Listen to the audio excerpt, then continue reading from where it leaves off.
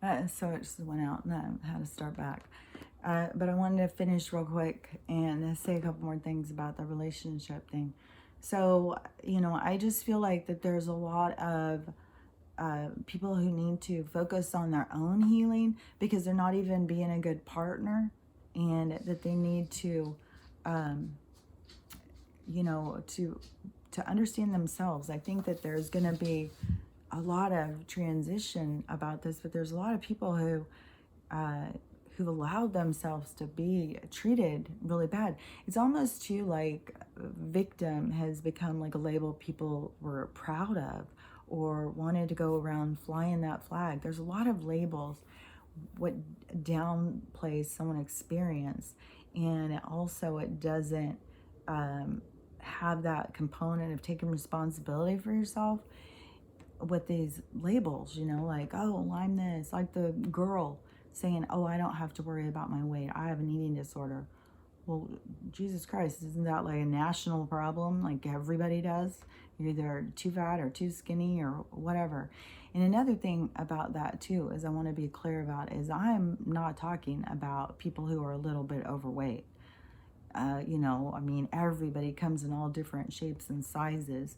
You need to focus on your own body and what's the best for your own body, not try and be anybody else. There's way too many people trying to be somebody else when you got to just focus on yourself. And not everybody is going to be skinny, and not everybody, I mean, everybody's got different shapes. So the priority is not to be skinny. That this whole concept about being healthy means that you have to be skinny. That's where they kind of muddy the water. It isn't about that. It's about being your healthiest best. And when you are morbidly obese, your body is having a reaction inside that you don't have awareness of. And, they are not telling people, obviously, the right way, where you have these people who think like, oh, the doctor is fat shaming me because he won't do surgery on me and he says I'm too big. It's like, that's a thing. It's a serious thing. Doctors do not want to do surgery on obese people. And you think about like the how many how it's there it increases a huge amount for them to for malpractice or negligence or any of those charges.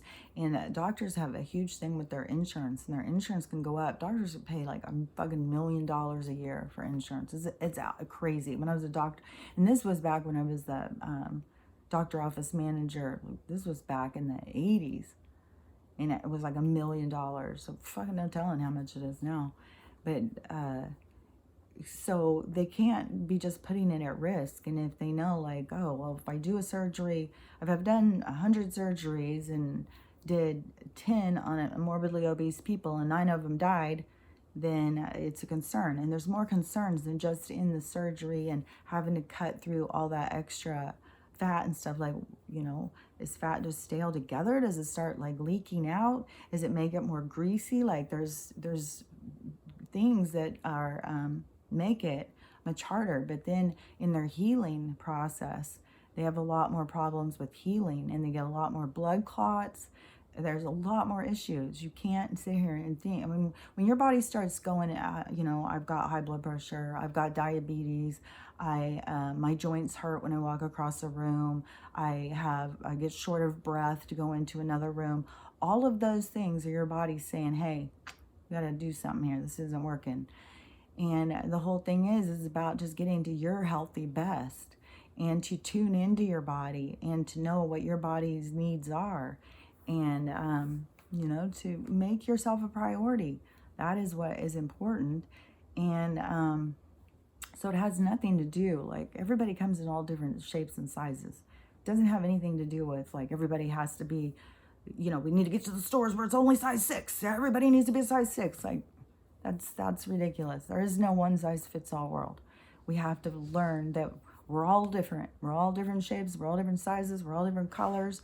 We're all different. Even with all of that outside stuff, in the inside, we're all different of understanding of the world. We're all seeing the world in a different perspective. We all have a different way of approaching things and understanding the information that comes back to us. So we have to just all learn to just get along and appreciate each other. And to know it's not a one size fits all, and this constant, attack on us and then call us racists and stuff like that if we, want to be individuals, if we want to just be our own selves. And you have to do this and you have to do that and you have to be this way and you have to be that way. It's like, no. And every single person who is not what that is, it's just this constant shaming and stuff. It's like, oh my God, stuff is just, it's nutty. And, but to me, if you are in a relationship and you are not being prioritized and you're feeling like you're doing something wrong, you probably are not in the right relationship. And you have to recognize, what's good for you and what's not good for you. And you have to prioritize your own mental health. So that is what is super important in all of this stuff. And, it's sad. There's going to be a lot of relationships that are going to be breaking as people awaken to wanting to understand things and understand themselves and to grow as people, because that's what this is all about, is this unique experience of to do this while you are you're alive, but you're connecting to this other side of you that is over behind the veil. She's such a nervous wreck. She's just moving. But anyways, so I am gonna go. I think we're gonna go to town now. It's gonna be. Well, it's not going to be any going to town all the time, because there's about to be a lot of stuff that's about to go crazy. So it is about, make sure that you do stay safe. Things are about to get really nuts. And, just like these people who think like this is global warming, it's like have no, even if when they sit there and say like, I know what the Illuminati is, it's like I understand about politics are corrupt. I understand that corporations are, but you're not putting it all together. You're not just seeing what this world is.